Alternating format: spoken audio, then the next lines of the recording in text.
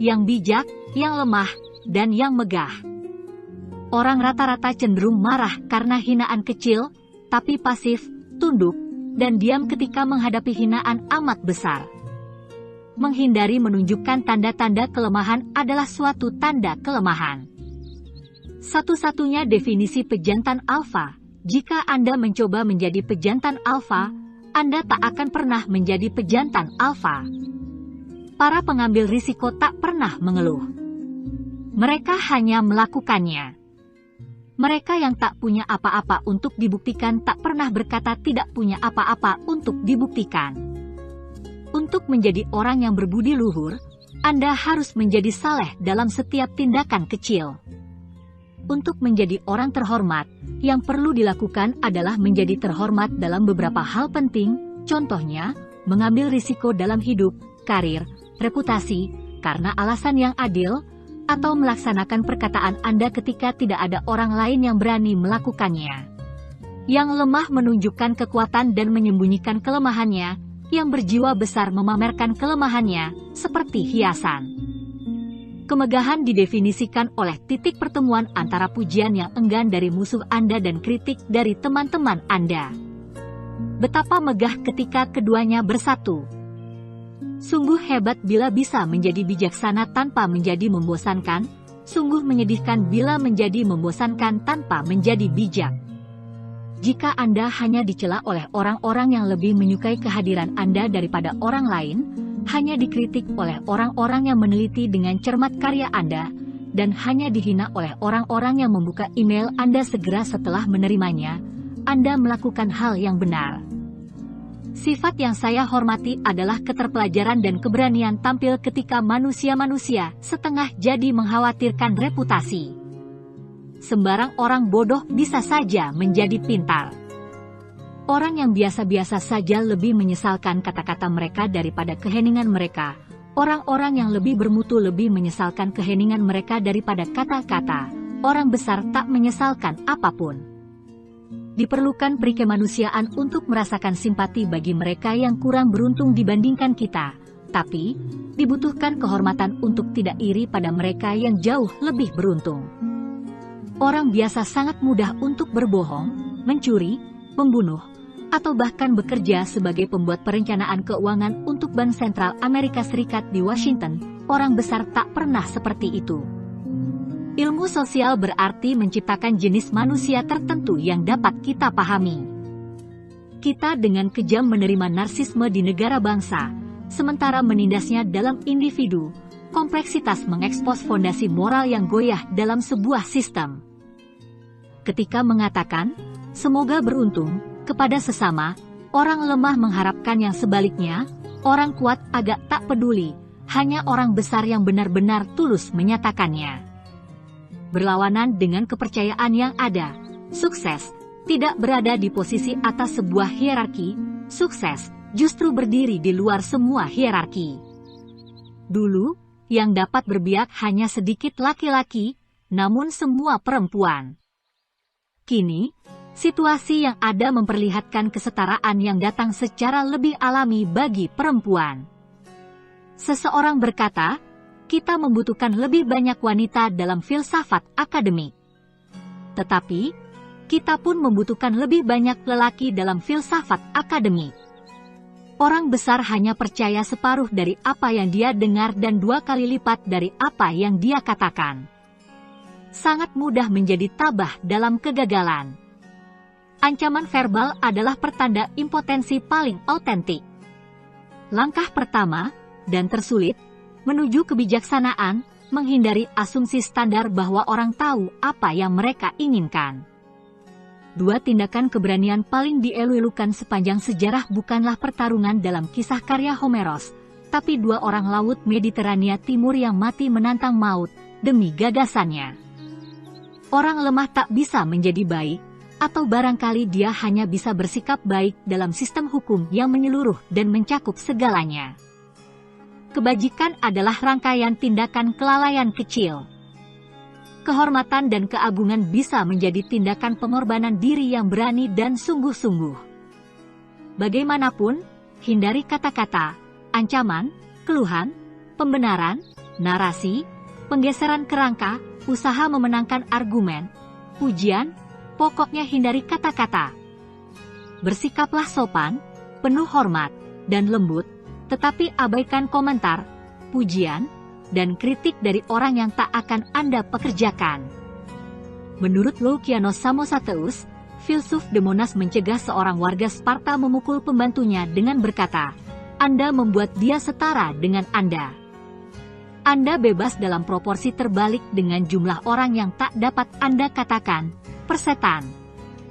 Tetapi, Anda terhormat dalam proporsi yang sama dengan jumlah orang yang dapat Anda katakan, persetan, tanpa konsekuensi apapun namun Anda tidak melakukannya. Ketakutan terbesar manusia zaman klasik adalah kematian tak terhormat. Ketakutan terbesar manusia modern hanyalah kematian. Saya tak pernah mempercayai siapapun yang tak memiliki musuh. Ketika mengutip beberapa kutipan lama yang bijaksana dan menambahkan kata-kata seperti kebenaran penting untuk dilihat atau sesuatu untuk dijalani, Anda tidak melakukannya karena hal itu baik, namun lebih karena hal itu tak dapat diterapkan. Seandainya hal itu baik serta dapat diterapkan, Anda tak perlu mengutipnya. Kebijaksanaan yang sulit dijalankan bukanlah benar-benar kebijaksanaan. Yang tersirat dan yang tersurat. Anda tahu Anda berpengaruh jika orang mulai lebih menyadari ketidakhadiran Anda daripada kehadiran orang lain. Satu-satunya orang yang berpikir pengalaman di dunia nyata bukanlah hal yang penting adalah mereka yang tak pernah memiliki pengalaman di dunia nyata. Anda dijamin akan mendapat pengulangan ketika mendengar pernyataan, tak akan pernah lagi. Beberapa orang yang tertutup menggunakan keheningan untuk menutupi kecerdasan, tapi kebanyakan orang diam untuk menyembunyikan ketiadaan kecerdasan. Keluhan tidak mengungkapkan keluhan, sebagian besar keluhan justru mengungkapkan kelemahan Anda.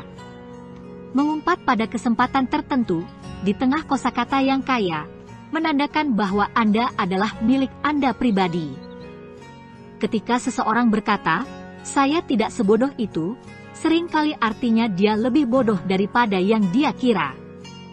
Berkata jahat adalah satu-satunya ekspresi kekaguman yang asli, tak pernah dipalsukan. Anda hanya bisa menghina orang biadab dengan menggunakan bahasa mereka sendiri.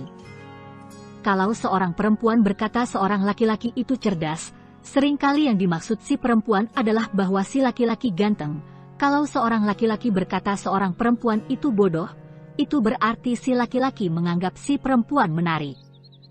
Apa yang gagal dipahami oleh situs kencan yang terorganisir adalah bahwa orang terlihat jauh lebih menarik dari apa yang tak mereka katakan tentang diri mereka.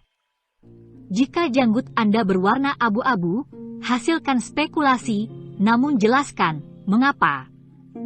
Jika janggut Anda berwarna putih, tak perlu menjelaskan mengapa. Katakan saja apa yang harus dilakukan. Anda lebih sering suka ditemani orang-orang yang menganggap Anda menarik daripada orang-orang yang Anda anggap menarik. Internet merusak dinding pemisah antara yang pribadi dan publik. Kata-kata impulsif dan tak elegan yang dulu hanya diucapkan secara pribadi sekarang bisa ditafsirkan secara harfiah. Dunia yang lebih bahagia adalah dunia di mana setiap orang menyadari bahwa satu, bukan apa yang Anda katakan kepada orang lain yang membuat mereka merasa buruk, melainkan bagaimana Anda mengatakannya.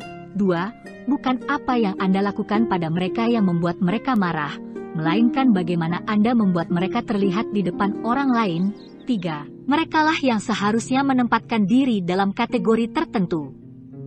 Salah satu masalah akibat jejaring sosial adalah sekarang orang lain makin sukar mengeluh tentang Anda di belakang Anda.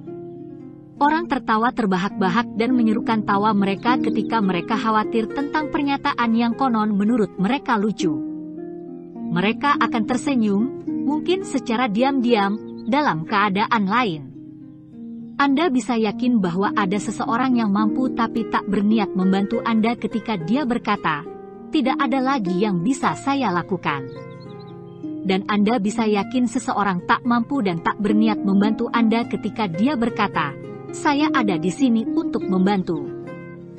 Prinsip umum anti kerapuhan, jauh lebih baik melakukan hal-hal yang tak dapat Anda jelaskan daripada menjelaskan hal-hal yang tak dapat Anda lakukan.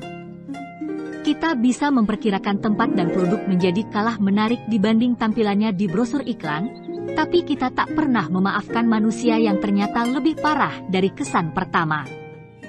Jika sesuatu terlihat tidak rasional, dan sudah lama sekali begitu, itu mungkin karena Anda memiliki definisi rasionalitas yang salah. Ketika seseorang mengawali kalimat dengan, "Sederhana saja," Anda sebaiknya bersiap mendengar sesuatu yang sangat rumit. Separuh dari semua orang berbohong dengan bibir, separuh lainnya berbohong dengan air mata. Aturan yang Anda jelaskan justru kurang meyakinkan daripada yang tidak Anda jelaskan, atau yang harus Anda jelaskan.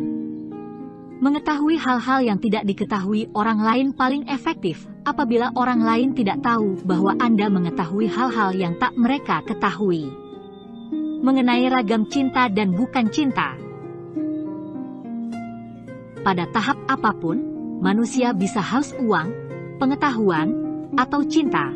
Kadang dua hal tersebut sekaligus, namun tak pernah ketiganya sekaligus. Cinta tanpa pengorbanan itu seperti pencurian. Pada akhirnya Anda mungkin bisa memaafkan dan berteman dengan seseorang yang telah menyakiti Anda, namun Anda tak dapat melakukannya dengan seseorang yang pernah membuat Anda bosan. Pernikahan adalah proses institusional feminisasi laki-laki dan feminisasi perempuan. Yang penting bukanlah apa yang orang katakan tentang Anda, tetapi berapa banyak energi yang mereka habiskan untuk mengatakannya. Ada laki-laki yang membuat dirinya dikelilingi perempuan dan mencari kekayaan untuk pamer, ada lagi yang melakukan hal yang sama untuk konsumsi. Kedua kelompok ini tidak sama. Mereka yang berulang kali menyebut Anda sebagai teman saya, kemungkinan besar akan mengkhianati Anda. Di luar persahabatan dan cinta, sukar sekali menemukan situasi di mana ada dua pihak yang sama-sama bisa ditipu. Musuh yang berubah menjadi teman akan tetap menjadi teman, sebaliknya teman yang berubah menjadi musuh tidak akan pernah kembali menjadi teman. Saya mendatangi simposium, peristiwa yang dinamakan berdasarkan pesta minum Athena abad keempat sebelum Masehi, tempat orang-orang keren bicara tentang cinta. Sayangnya di simposium tidak ada yang minum-minum dan untungnya tidak ada yang bicara tentang cinta. Para jurnalis merasa jijik terhadap orang-orang yang takut pada mereka dan merasakan kebencian mendalam terhadap orang-orang yang tidak takut pada mereka. Anda akan mendapat perhatian paling banyak dari mereka yang membenci Anda. Tak ada teman, pengagum, dan pasangan yang akan menyanjung Anda dengan sebegitu banyak rasa penasaran seperti yang dilakukan pembenci Anda. Jika digunakan dengan terampil, pujian justru lebih menyakitkan hati daripada penghinaan apapun. Manusia perlu mengeluh sama seperti mereka perlu bernapas. Jangan pernah hentikan mereka, manipulasi saja mereka dengan mengendalikan apa yang mereka keluhkan dan beri mereka alasan untuk mengeluh. Dengan cara itu, mereka akan mengeluh, tetapi juga bersyukur. Kalau seorang perempuan muda berpasangan dengan laki-laki kaya tapi tak menarik, si perempuan bisa benar-benar percaya dia tertarik dengan bagian tertentu dari tubuh laki-laki itu, misalnya hidung, leher, atau lutut. Cedera yang disebabkan oleh orang lain pada diri kita cenderung akut, sedangkan cedera yang disebabkan oleh diri sendiri cenderung kronis. Ketika orang menyebut Anda cerdas, itu hampir selalu karena mereka setuju dengan Anda. Jika tidak, mereka hanya menyebut Anda sombong. Musuh yang baik jauh lebih setia, lebih bisa diprediksi, dan bagi yang pandai, jauh lebih berguna daripada pengagum paling berharga. Kita sering mendapat manfaat dari kerusakan yang dilakukan orang lain kepada kita, hampir tidak pernah dari cedera yang disebabkan oleh diri sendiri. Jika para pengkritik saya lebih mengenal saya, mereka akan semakin membenci saya. Akhir. Kebijaksanaan bukanlah tentang memahami sesuatu, dan orang, melainkan tentang mengetahui apa yang dapat mereka lakukan untuk Anda. Pikiran Platonik memperkirakan bahwa kehidupan itu ibarat film, dengan ujung yang jelas. Pikiran yang tak Platonik mengharapkan film itu ibarat kehidupan, kecuali untuk beberapa kondisi yang tak bisa kembali ke awal seperti kematian, tak mempercayai bahwa semua akhir yang dinyatakan manusia itu benar-benar akhir. Satu-satunya masalah dengan tawa terakhir adalah bahwa pemenang harus tertawa sendiri. Kata penutup.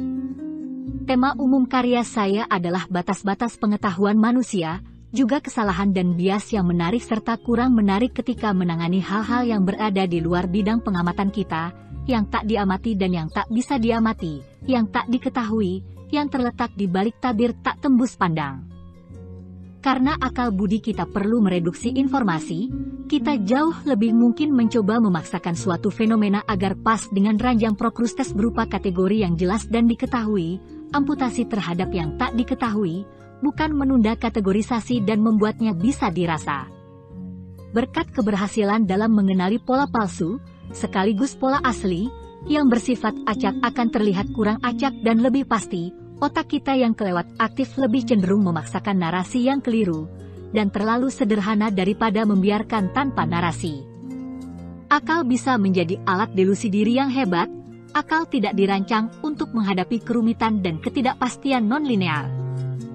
Bertentangan dengan pandangan umum, semakin banyak informasi berarti semakin banyak delusi, deteksi pola yang palsu semakin sering terjadi sebagai efek samping modernitas dan zaman informasi. Ada ketidakcocokan antara keacakan dunia kita sekarang yang kaya informasi, dan interaksi rumit serta intuisi kita atas peristiwa yang berasal dari habitat lebih sederhana yang dihuni leluhur kita.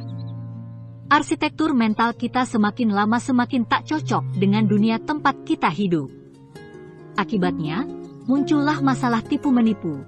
Ketika peta tak lagi sepadan dengan dunia, muncul kategori tertentu orang bodoh, yaitu mereka yang terlalu terdidik, akademisi, jurnalis, pembaca koran, ilmuwan, mekanistis, empirisis palsu, mereka yang memegang apa yang saya sebut arogansi epistemik. Kemampuan luar biasa untuk meremehkan apa yang tak mereka lihat, yang tak bisa diamati, yang memasuki keadaan penyangkalan, membayangkan dunia sesuai dengan peta. Secara lebih umum, orang bodoh di sini adalah orang yang melakukan reduksi secara keliru hanya demi reduksi, atau menghilangkan sesuatu yang penting, memotong kaki atau malah sekalian kepala musafir sambil bersikeras bahwa pribadinya masih ada dengan akurasi 95%. Lihat saja ranjang Prokrustes yang sudah kita etakan, sebagian berguna, sebagian lagi tak jelas, aturan, pemerintahan dari atas ke bawah, akademia, gym, perjalanan pulang pergi rumah kantor, gedung bertingkat, hubungan manusia tanpa kerelaan, pekerjaan, dan lain-lain.